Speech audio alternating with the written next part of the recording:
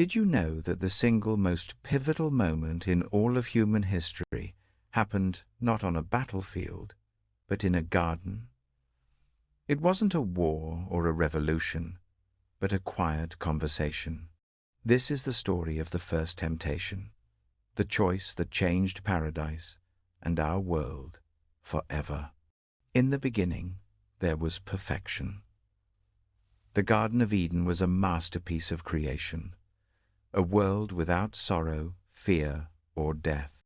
Sunlight filtered through the leaves of lush, vibrant trees, painting the ground in gold. Rivers of crystal-clear water flowed through the land, and animals of every kind lived in perfect, unspoken harmony. And in the center of this paradise lived Adam, the first man, formed from the dust, and Eve, the first woman, taken from his side. They were more than just inhabitants.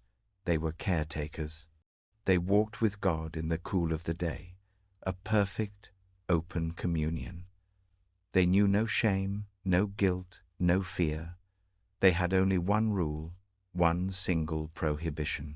In the middle of the garden stood two special trees, the tree of life and the tree of the knowledge of good and evil. God had been clear in his command to Adam. You are free to eat from any tree in the garden, but you must not eat from the tree of the knowledge of good and evil, for when you eat from it, you will certainly die.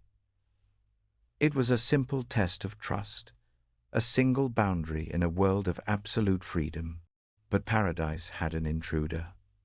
The serpent, described as more crafty and subtle than any of the wild animals the Lord God had made.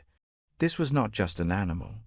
It was a vessel for a deeper, more sinister intelligence, a being who had already fallen from grace and sought to drag humanity down with it. This entity watched Adam and Eve. It saw their innocence, their trust, and their one vulnerability, the command. It did not approach the man, Adam, who had received the command directly. Instead, it waited, and it chose its moment to approach the woman, Eve, when she was alone near the forbidden tree. The temptation began not with a command, but with a question, a seed of doubt. Did God really say? The serpent hissed, its voice smooth and persuasive. You must not eat from any tree in the garden? It was a clever, subtle lie, twisting God's generosity into a restriction. Eve corrected him. We may eat fruit from the trees in the garden, but God did say, you must not eat fruit from the tree that is in the middle of the garden, and you must not touch it, or you will die. Eve's addition of not touching it showed a slight confusion, a small crack that the serpent could exploit. The serpent seized the opening. You will not certainly die, it declared, a shocking and direct contradiction of God. This was the first lie, a blatant denial of truth.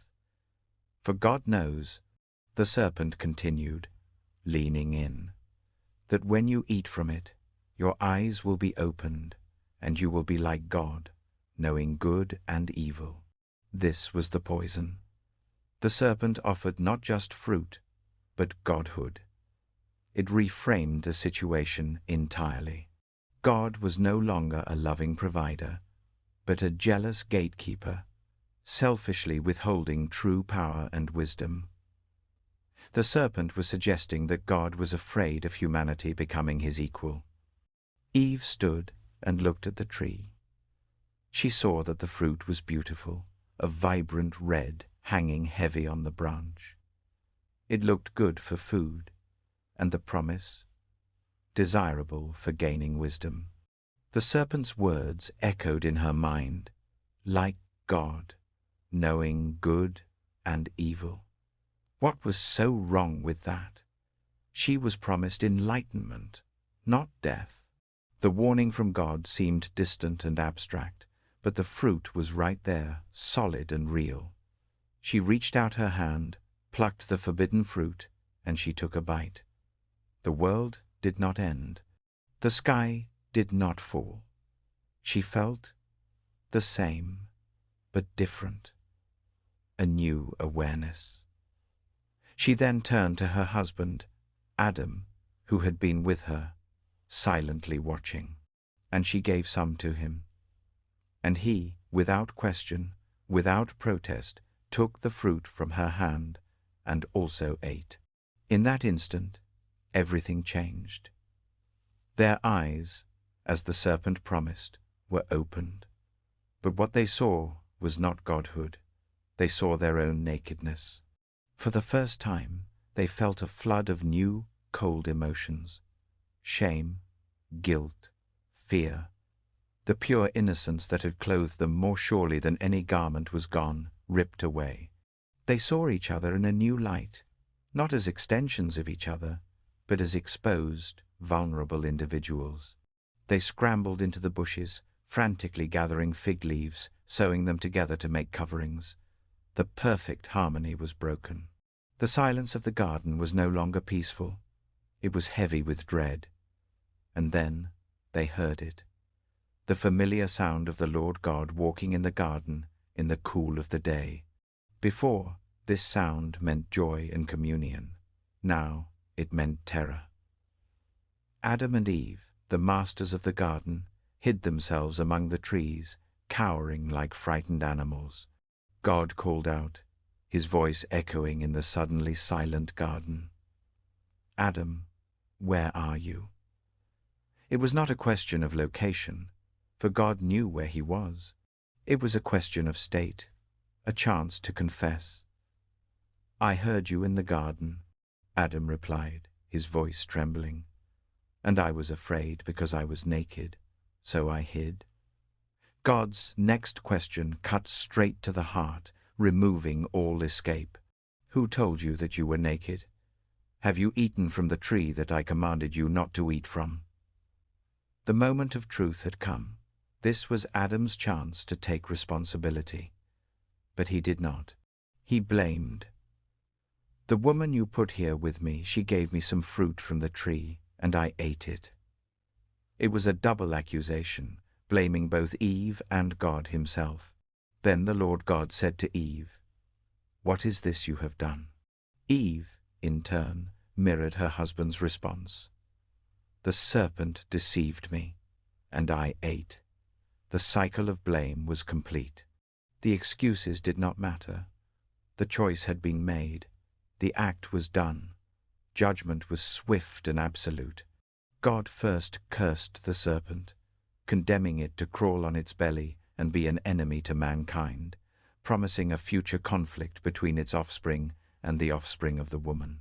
To Eve, he promised pain in childbirth and a new, fractured dynamic with her husband, where unity would be replaced by a struggle for control.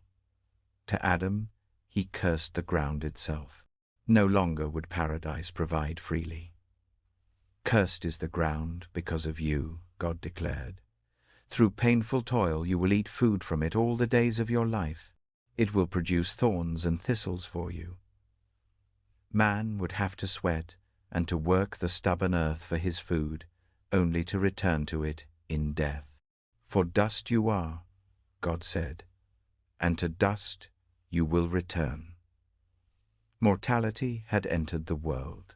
The final consequence was exile. Their new knowledge of evil made them a danger, not just to themselves, but to the divine order. God said, "The man has now become like one of us, knowing good and evil. He must not be allowed to reach out his hand and take also from the tree of life and eat, and live forever in this fallen state." So the Lord God banished them from the Garden of Eden to work the ground from which they had been taken. He clothed them in garments of skin, a tangible reminder of the first death, and sent them out. He placed on the east side of the garden mighty cherubim, angelic warriors, and a flaming sword flashing back and forth to guard the way to the tree of life. The gates of paradise closed, and the human story of struggle, pain, and the long search for redemption had just begun.